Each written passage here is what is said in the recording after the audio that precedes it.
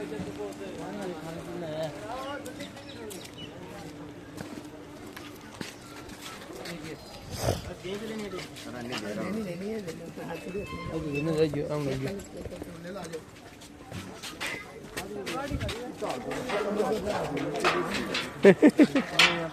रुको रुको बोले नहीं कर ले यार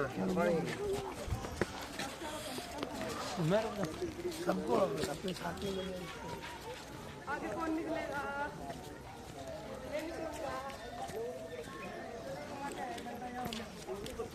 एक आदमी बन गया हमने। टाइम होता है 1.5 घंटे।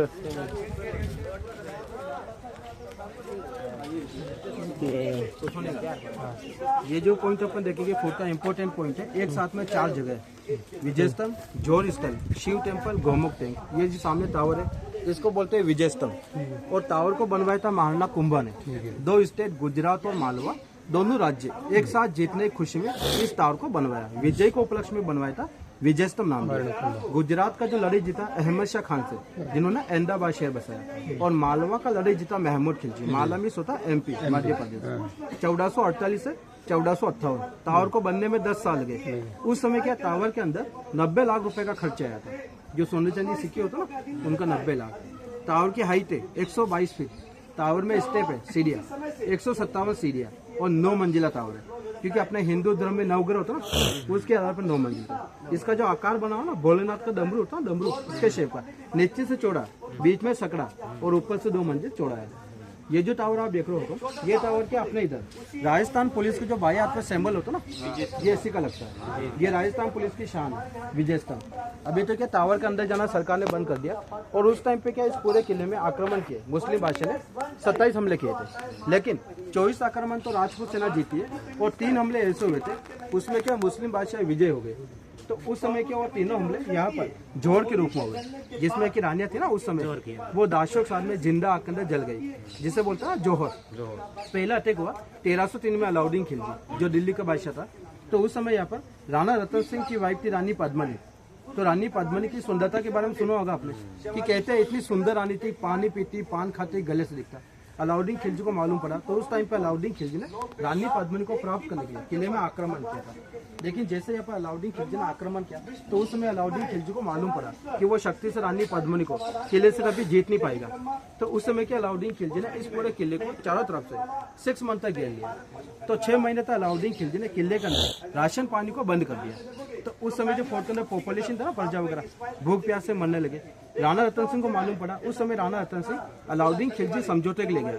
तो वहाँ पर क्या अलाउद्दीन खिलजी ने राणा रतन सिंह को धोखे से बंदी बनाने के बाद में अलाउद्दीन खिलजी ने वापस रानी पद्मनी को संदेश भेजा कि अगर तुम मेरे पास नहीं आओगी तो मैं तुम्हारे पति को कभी नहीं छोड़ूंगा। तो उस समय रानी पद्मिनी ने धोखा का मतलब धोखा समझा। उसने वापस अलाउद्दीन खिलजी को संदेश भेजा कि तुम 700 पालकियां भिजवा दो, तो उन पालकियों के अंदर मैं दाशों के साथ में आने के लिए तैयार हूँ। उस समय इस किले में अलाउद्दीन खिलजी ने रानी पद्मिनी के लिए 700 पालकियां भेजी। लेकिन उस टाइम पे रानी पद्मिनी उन पालकियों में नहीं गई।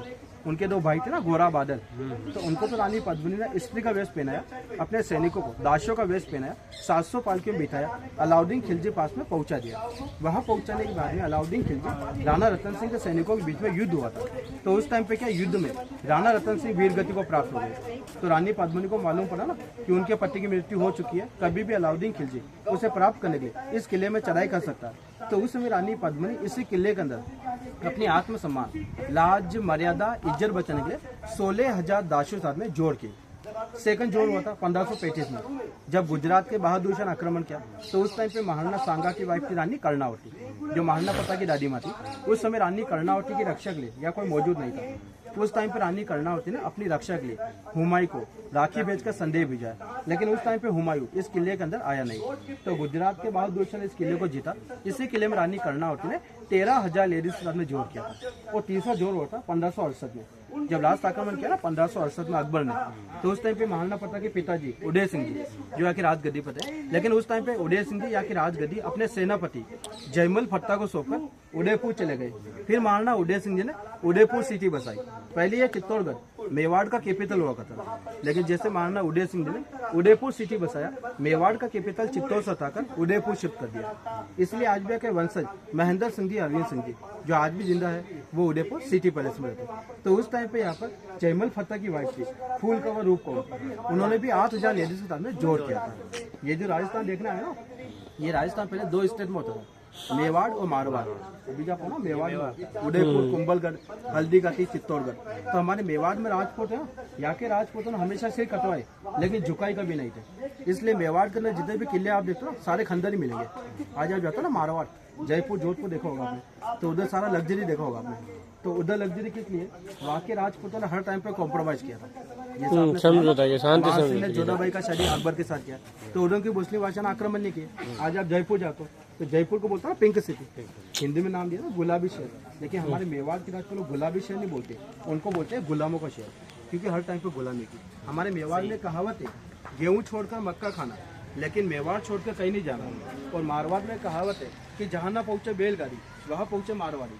तो मारवाड़ी आपको हर जगह मिल जाएगा, मेवाड़ी बोलते मारवाड़ी। तो इधर आएंगे, ये देखिए, तो ये जो पीपल का पेड़ है ना, ये जो पूरा गार्डन है, ये पूरा एरिया, ये उस टाइम का जोड़ कुंड हुआ करता था। यहाँ पर उस समय 80 फीट गहरा गड्ढा था, जिसमें कि रानियाँ थी ना, वो सारी यहाँ पर चंदन की लकड़ी में आग जलाई।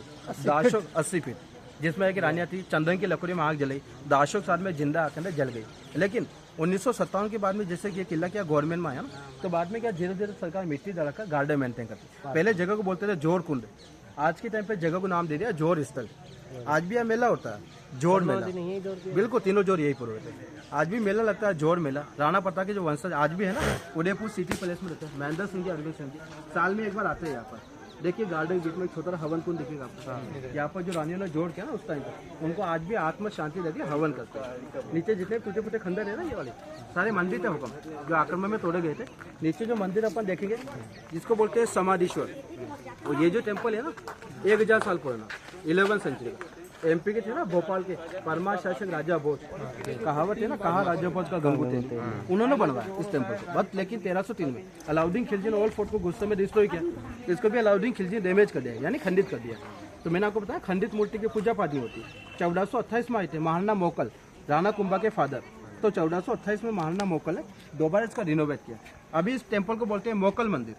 टेम्पल के अंदर मूर्ति आप देखना, 9 फीट का एक ही पत्थर है, 9 फीट का एक ही पत्थर है। उस पर क्या त्रिमूर्ति बनाओ, पत्थर है लेकिन त्रिमूर्ति, ब्रह्मा, विष्णु और महेश, बचाने वाला, मारने वाला, पालने वाला। मूर्ति का हाइट आप देखना, तो उससे आपको मालूम पड़ेगा कि पहले राजाओं का हाइट क्या था।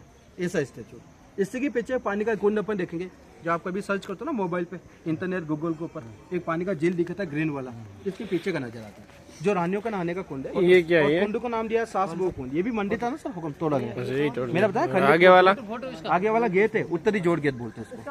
हाँ।